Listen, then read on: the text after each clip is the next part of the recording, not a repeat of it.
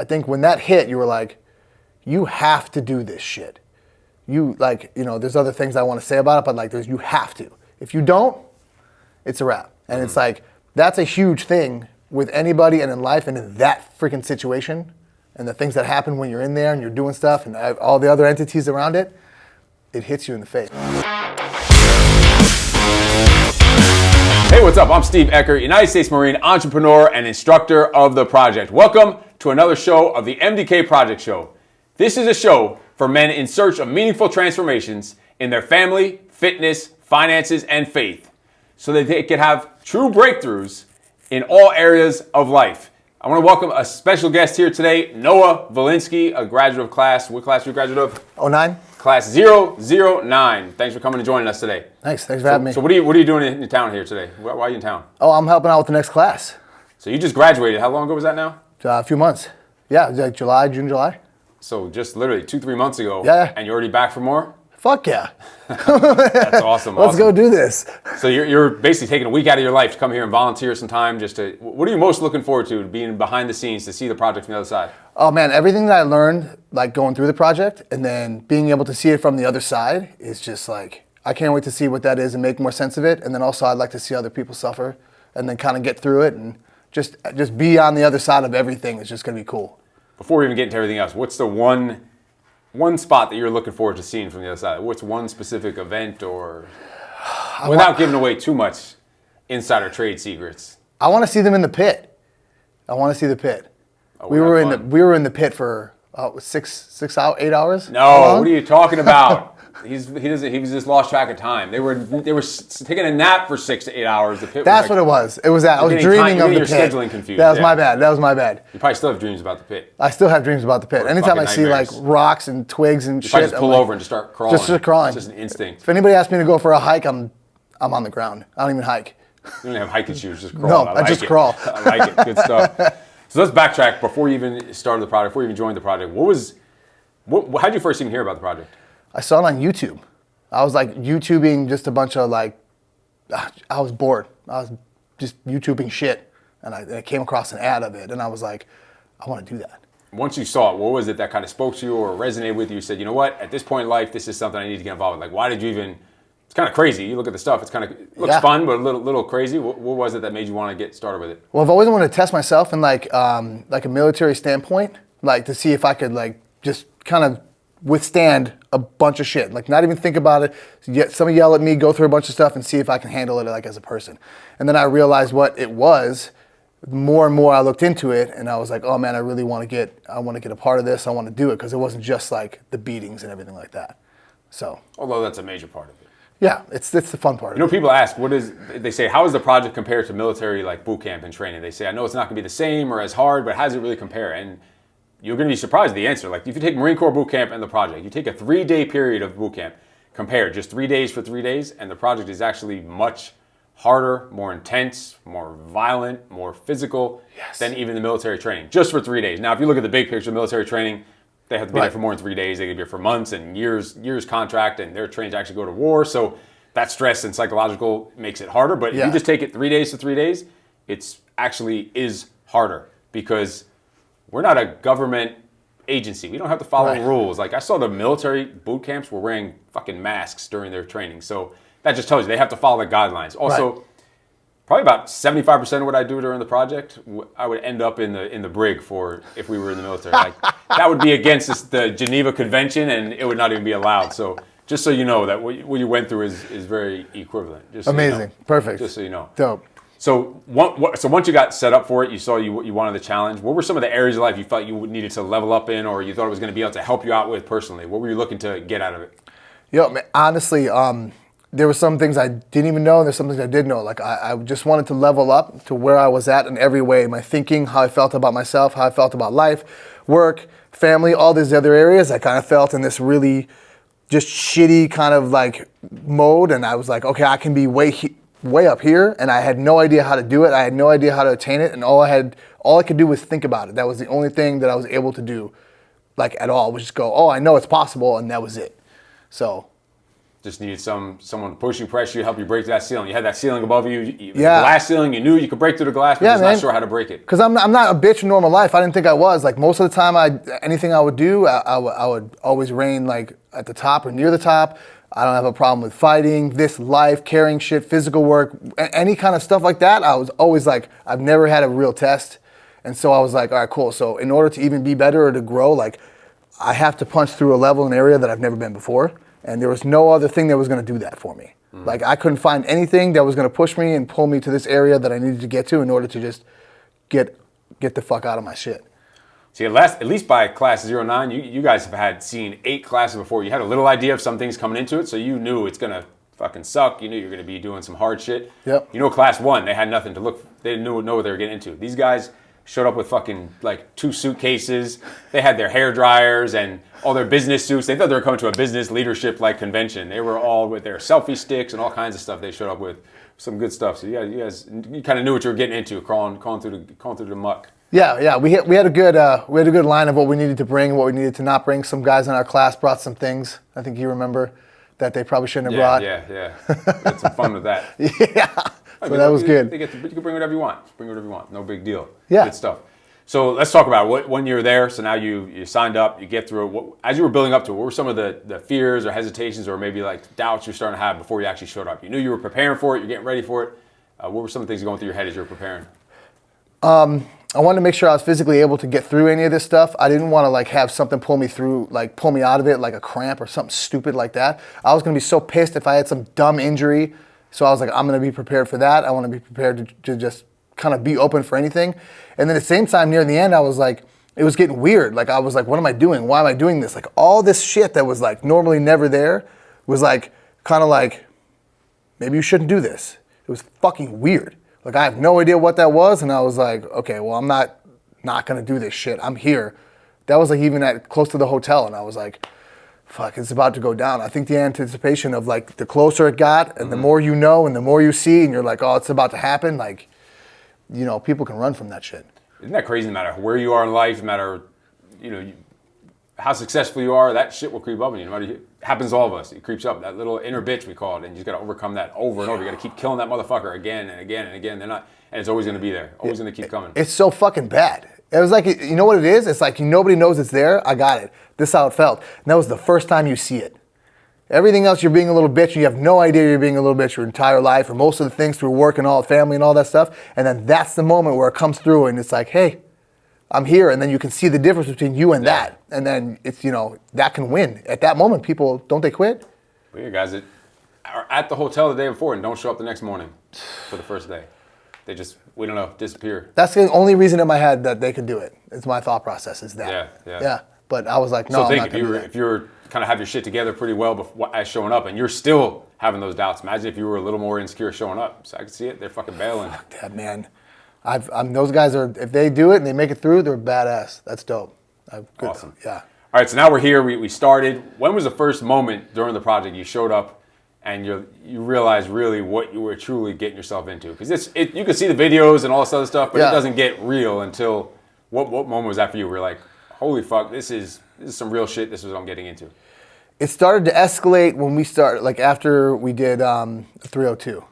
Like it started to escalate really when it was like, when it was almost like, cool, we're just doing a workout. I'm used to doing workouts. 302 felt like a workout. Everybody's working out. It felt fine. Everybody's getting through it.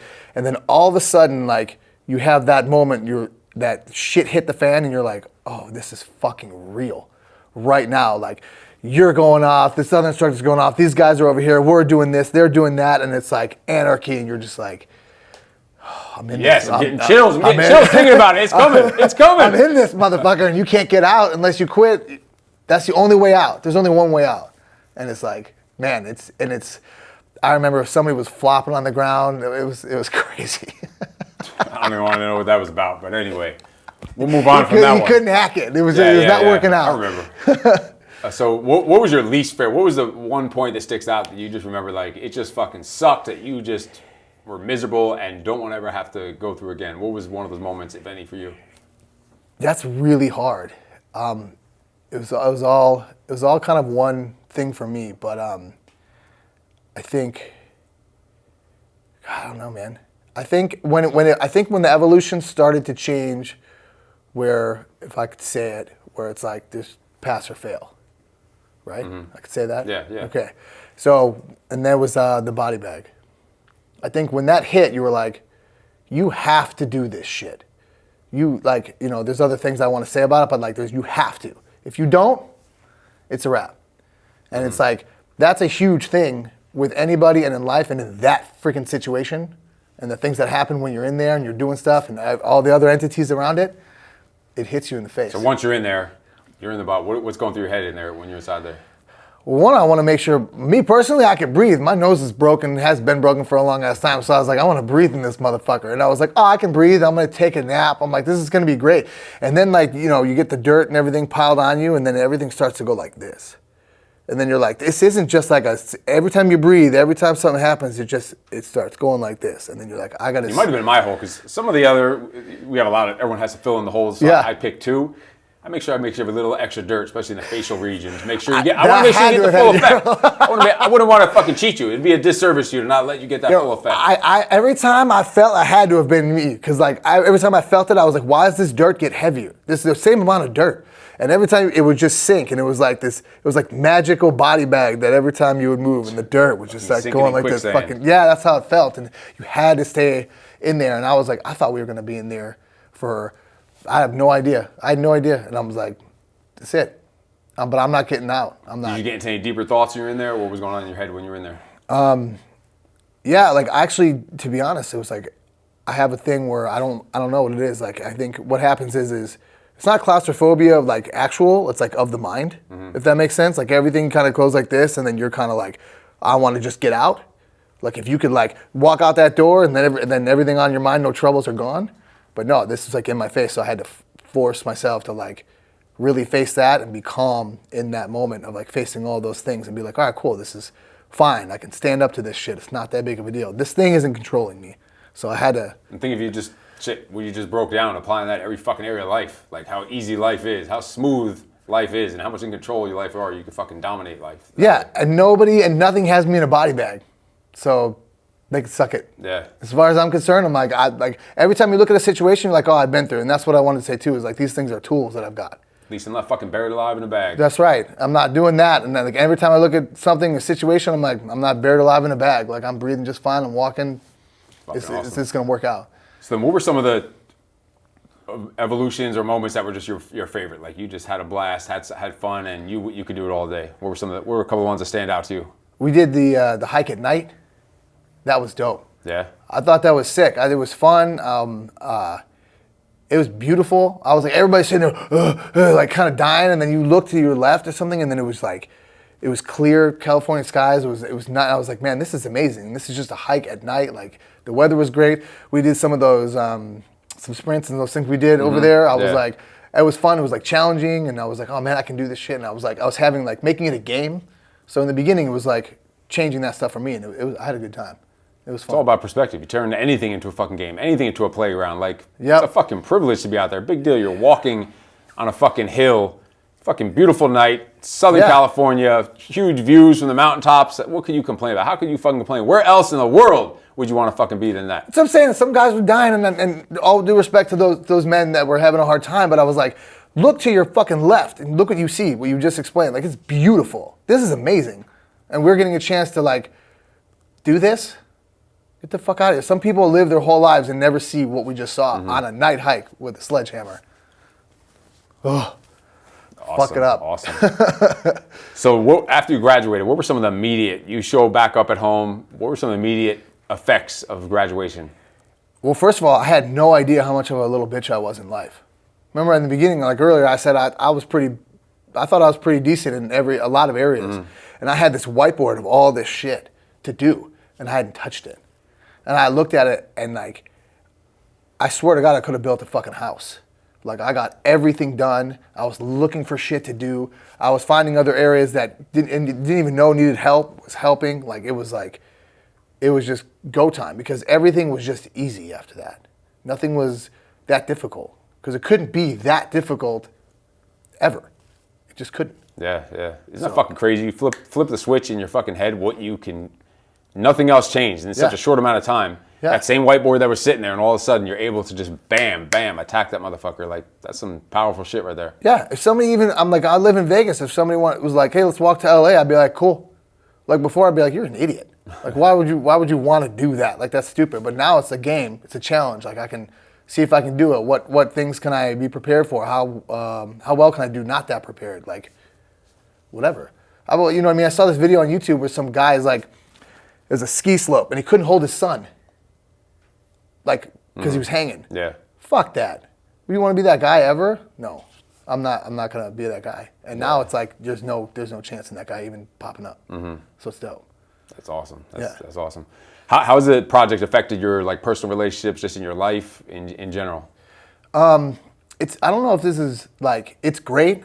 Sometimes I look at like other things and people, not in a negative way, and I go, there's a certain level of ability and stuff you're willing to kind of be as a man and as a person.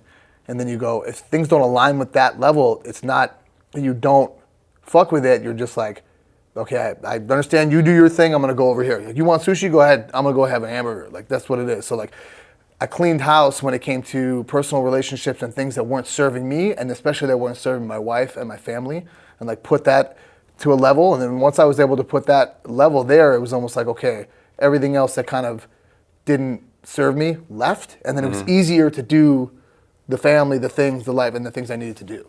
So it was that ability and that thing I applied that worked really well.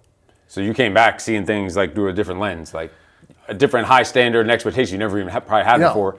You start spotting things like spidey senses, like, wow, this motherfucker's lazy. This one's over here is a slob. This one is just useless. I couldn't handle it because I was like, this is my friend. I don't want to say negative things about my friend. That guy wasn't my friend. He didn't do anything. He was not doing anything about life. He was slacking, wouldn't go to the gym. Always said like, oh, this is why. And I'm like, that shit, then you hang out with that, you just become that bad apple. So I'm like, I didn't just go through all this and do all this and see, fuck that. Those are the kind of people that try to drag you down and tell you like, oh, why the fuck would you go and they see you doing the project? Why would I ever want to do that? Why would you go do that? You spent all this money to go do that? What the fuck is wrong with you? They can't see that vision. I had a guy literally was talking shit after that. And like about the whole situation. Why would you do that? Blah, blah, blah, this person, that instructor, this thing, and they had all this stuff to say, and I was like, man, you fucking suck. Like the level that you're at is like real shit. Like, I wish you could go through it. Just 5 minutes. Unfortunately, if they can last that long. I know, that's why I said 5. Unfortunately, people that are like that, that's fine if that's the level that they want to stay in life, but they'll never, they can't even see the value of it. They'll never get there. We have a saying, really, the project is not for those 1s, 2s, 3s, and 4s, the level 1, 2, 3, and 4. It's for the 6, 7s, and 8s to take them to 9s and 10s because they could at least see it. They don't know how to get there. They know they have it in them, that middle range, but when you're down there, unfortunately, there's people that are going to be stuck there the rest of their fucking life. Yeah, there's no way out. No way out for them. So next is what's it been like for you to be part of the Brotherhood? Part of did you even know there was connections going on afterwards? Or you thought it was like a mud run or a Spartan race? You get a fucking high five and a T-shirt. That was it. You get your little participation trophy and you get sent on your way. Yeah, that's all I thought it was. I was like, all right, cool. And then even like one of the instructors, Ray, was like, if you don't, this isn't just fucking let's see if you can do it kind of shit. And then I was like, okay. And, like everybody wants to be a part of something like that. Like there's fucking motorcycle clubs, there's this, there's that. Everybody's got T-shirts, whatever the fuck. Like, but like this was different. It was like, it's a level of people who have been through the same shit, the same core values. And it's not just like, okay, we went through something hard. It's like, we believe in something. We're there to help you. Like, we're there to be better men when in the society, it's like nobody knows how to be a man or how to explain what a man is and supposed to be. So you got this group that are starting that, and then if you fall off or anything like that, you need them, they pump you up and they put you back in place. So it's like you're never alone. Somebody's always got your back, and it's so much easier to like use the tools from the project and keep going after that with that whole thing. And it's like, everybody's dope as shit. Awesome. So now back to where we started with. You're here for the next class coming up the project, here to help out behind the scenes. So again, thanks for coming. Appreciate you for helping with that. Of course. What are a couple pieces of advice you have for those men about to go through the project tomorrow? And really probably the same advice could apply to any man in general out in the world that can help them. But what would it be? Honestly, as regular as this sounds, this is the only thing that just don't quit. All you do is not quit. It doesn't matter what the fuck happens. Don't quit. You don't have to do anything else. Sounds so fucking easy, right? Sounds so fucking easy. You don't have to be the coolest guy. You don't have to be the toughest dude. You don't have to be anything. Just don't fucking quit. Whatever you do, whatever you're thinking, just go, I'm not going to quit, and don't. And see where the fuck that takes you. In anything. Forget just the project. Yeah. In life, right? Don't. How many people quit before they actually get to where they're going? Because it gets a little hard, roadblocks get in their way. They have friends dragging them down, so they fucking let the world, society, fucking news drag them down. Yeah, man. Everything fucking, they drag you down to this level, and you have nothing to pick you back up and stuff like that. And you have no idea how to do it. It's like, you just got to not fucking quit. And you do that, you'll see anything through. You could be a fucking lawyer or you could be a worm farmer. Just don't quit. You'll be successful. What the fuck is a worm farmer? Those motherfuckers make like millions of dollars farming worm poop. You know that shit? I saw it on Discovery Channel. You can only learn these things about the project. This is what happens at the project. It creates a whole new level of stimulation in your fucking brain. 100%. That you have a meathead jiu-jitsu guy from Las Vegas teaching about fucking worm farming. You learn something new every day. The worm poop, I don't even know how they do it, but it's so much money. You can make so much money. Like, that's the other thing. You could do anything. You can make so much money doing anything. You thought you couldn't do this or couldn't do that. Imagine that worm farmer when he first started. What everyone you must have said to him, you're a fucking idiot. You're going to be a worm. You're going to go get a job. And now you're saying there's success in there. This guy's whoever the fucking king of the worm farmers is, making $5 million with worm shit, you're saying. With worm shit. Now how much people probably talk shit about him and talk down to him and made fun of him when he was making that shit happen and grinding it out. They're like, what the fuck are you wasting your time with? Like, this is a perfect example of what we're talking about. Yeah. If he would have just quit, he was like, you know what, you're right, it's just worm shit. Yeah, it's so dumb. No, nobody knew that it's fertilizer, like the worm fertilizer would be badass fucking fertilizer and you would make shit tons of money. Like, here's a question I have though. How does someone wake up one day? It's like a gynecologist too. How do you wake up one day and say, this is my passion, this is my calling. I'm gonna go deal with worm shit the rest of my life. Like, how do you even get into that? I don't even know. I don't know, man. I'll do the project. You come up with a bunch of weird shit after that because nothing else bothers you anymore. That sounds like anymore. someone who went through the project. He was crawling through the pit. And he's like, you know what? I bet there's fucking money in worm shit. It smells good. I know you get some deeper level thoughts when you're out there in the pit, some higher level thinking, different calling. You think of everything when you're out there. Everything happens to you mentally. That is like, that. You know what? Honestly, I would almost trade that to what I said in the beginning. That might be my favorite one, just because of that. Just because it pulls so much stuff out of you and what it does to you and how it makes you think. Including worm shit. Like, come on. You can do anything. If a guy can make money with doing worm shit, you can do anything. Just don't quit. Think about it, it's crazy. Don't quit, AKA don't be a little fucking bitch. That's basically what he's saying. That's the politically correct version of what he's saying about don't quit. So thank you for joining us for another episode of the MDK Project Show. Noah Valinsky, thanks again for joining us. Thanks for having me. You are fucking awesome. Listen, make sure you like, subscribe, leave your comments down below, share this video with anyone who needs that mental stimulation, that needs to level up in their family, their fitness, their finances, their faith, so they can become an even better husband, father, leader, entrepreneur, and freaking man. We will see you next time. You are freaking awesome. No excuses.